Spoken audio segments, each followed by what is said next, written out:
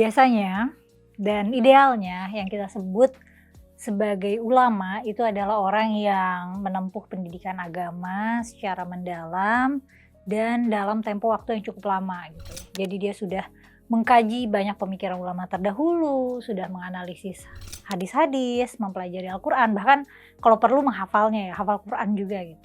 Nah, dalam tradisi Islam itulah kenapa ulama dijadikan otoritas ilmu pengetahuan.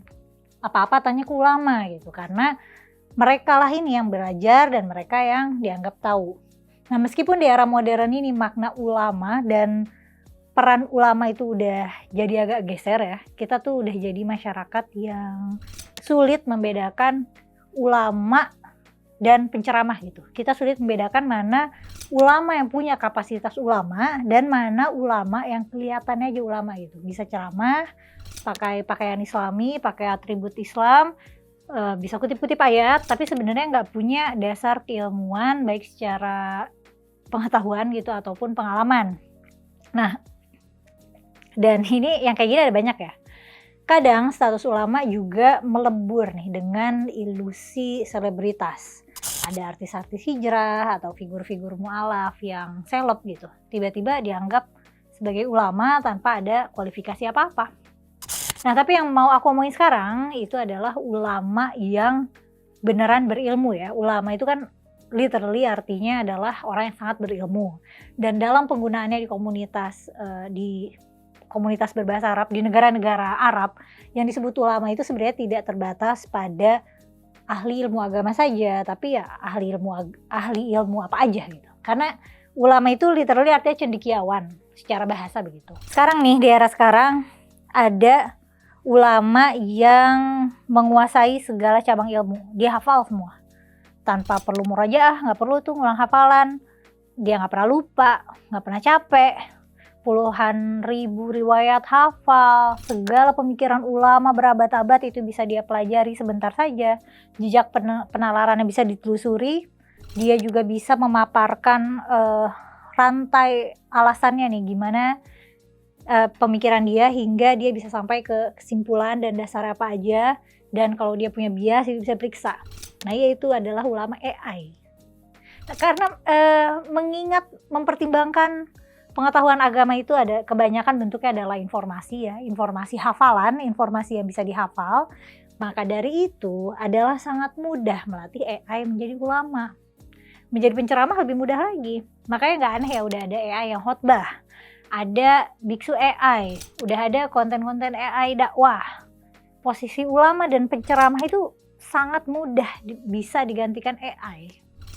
Aku pernah mengkritisi bahwa ulama itu tidak layak menjadi otoritas pengetahuan ya, karena alasan epistemologi. Dan aku tayangkan terbatas di member Highly Forbidden Questions. Kalau mau nonton harus member dulu, bisa klik di deskripsi, berbayar 19 ribuan. Nah, tapi sekarang fokusku bukan yang aku soroti bukan perihal epistemologi ya, tapi perihal hafalan dan penalaran. Karena gini, AI ini bisa menghafal secara tidak terbatas, gak akan lupa lagi, dan bisa generate segala pemikiran gitu, pemikiran lama ataupun pemikiran baru.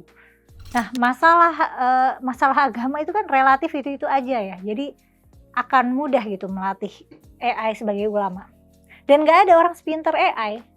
Kalaupun dikumpulkan gitu, ulama dikumpulkan semajelis gitu kayak Majelis Ulama Indonesia yang asumsinya ada banyak ulama gitu berorganisasi di situ, ya mereka udah ngumpul pun gak akan sepintar AI gitu.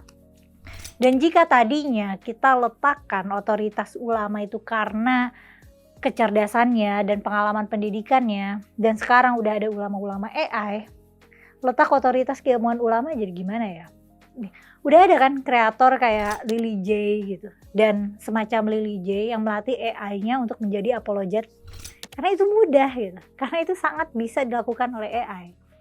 Mengingat manusia itu bisa lupa, bisa bias, bisa korup, ulama itu kan kadang terjebak dalam permainan kuasa juga ya, ikut main dalam politik, mengeksploitasi anak dan wanita, atau mengeksploitasi keuangan para pengikutnya gitu. Kan ustadz-ustadz scammer itu banyak ya. Nah, AI itu kan bisa kita atur untuk nggak korup, untuk nggak abusive. ya naturally orang lebih mudah percaya AI daripada ulama. Dan kalaupun kita nggak percaya AI, biasanya yang nggak kita percaya adalah orang atau pihak yang prompting AI itu, atau kita nggak percaya dengan algoritma cara AI itu menalar dan mempelajari data gitu.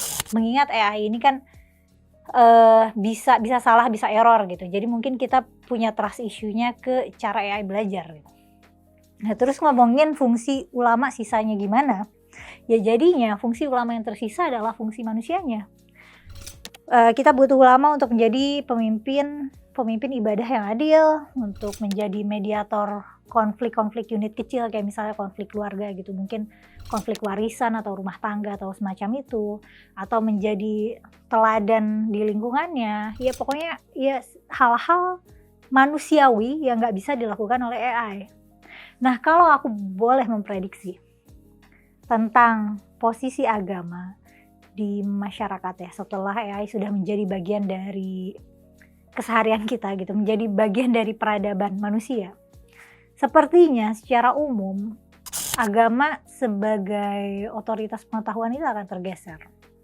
Selama ini kan banyak orang menghormati tokoh agama karena mereka dianggap gudangnya pengetahuan gitu. Hafal kitab suci, hafal hukum agama, hafal tafsir gitu.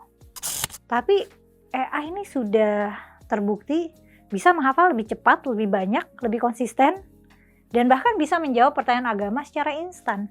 Itu kan artinya fungsi otoritas hafalan akan tereduksi. Posisi ulama, posisi pendeta atau biksu yang hanya mengandalkan hafalan itu ya akan digeser oleh mesin. Ketika peran sebagai penyimpan pengetahuan ini hilang gitu, ya agama kemungkinan lebih bertahan sebagai simbol identitas atau simbol komunitas, atau dimaknakan secara emosional. Orang mungkin nggak lagi datang ke ustadz untuk bertanya hukum fikih secara detail gitu, atau bertanya ayat-ayat tertentu, karena AI bisa lebih cepat menjawabnya dan bisa lebih akurat juga ya, mengingat dia nggak lupa gitu loh. Tapi mungkin kita tetap datang ke ustadz untuk mendapatkan rasa kedekatan gitu, untuk bisa merasa dimengerti, untuk bisa mendapatkan penghiburan, atau mungkin untuk berdoa bersama gitu. Jadi fungsi sosial dan spiritualitas komunitas itu akan lebih menonjol dibanding fungsi intelektualnya gitu. Nah, akan ada juga tantangan dalam legitimasi otoritas ya. Ketika AI bisa berfatwa atau berkhotbah, nah siapa yang lebih dipercaya? Tokoh utama tradisional atau mesin AI itu? Karena mesin AI itu kan bisa lebih objektif dan konsisten ya. Nah, jadinya bisa akan terjadi perebutan otoritas. Sebagian orang akan menganggap AI itu ancaman bagi agama, sementara mungkin sebagian yang lain akan menggunakannya sebagai alat bantu dakwah. Nah, jadinya akan conflicting, bisa jadi potensi ketegangan baru. Nah, sejarah menunjukkan setiap kali ada revolusi teknologi besar ya, revolusi tulis-menulis, percetakan, internet, nah agama tuh selalu mengalami guncangan lalu beradaptasi. Nah dengan AI kemungkinan sama ya. Agama bisa aja bekerja sama gitu, menggandeng teknologi. Misalnya ada nih mufti AI gitu, atau pastor AI, atau menentangnya habis-habisan. Nah, biasanya kalau gagal beradaptasi, otoritas agama tuh bisa makin melemah dan ya udah tersisa sebagai identitas budaya gitu, bukan sumber pengetahuan atau sumber moralitas absolut.